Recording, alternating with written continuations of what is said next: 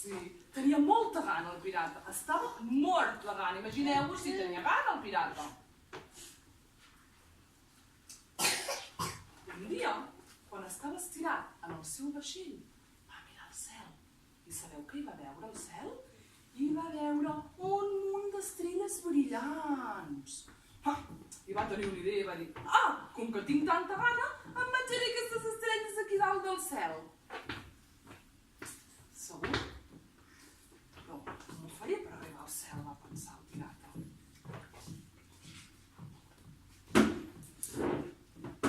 Va acostar-se una sirena i li va preguntar: Sirena, sirena, com ho puc fer per arribar a les estrelles de dalt del cel per menjar-me-les? Perquè tinc molta gana. I la sirena li va dir: jo no et puc pas ajudar. No sé com pots arribar a les estrelles aquí dalt del cel. Jo sempre estic a l'aigua del mar. Diu: mira, vés amb el vent, que segur que ell t'ho sabrà explicar.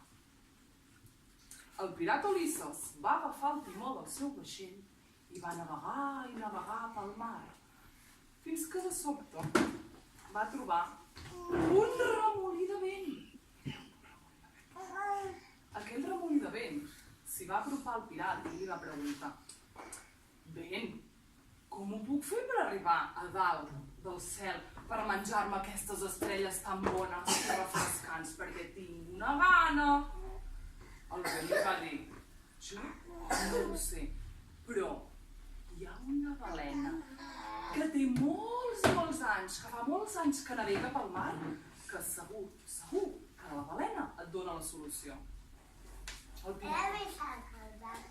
Sí, era molt gran la balena, Mireu-la, la balena, que era grossa. I tenia un Sí. I està cansada. Estava cansada. L'Ulisses va a roig. Sense descans va trobar la balena, la gran balena. I li va dir: tu, balena, que ets tan gran, que podries dir-me com puc arribar al cel? I va contestar: sí que et puc ajudar, sí.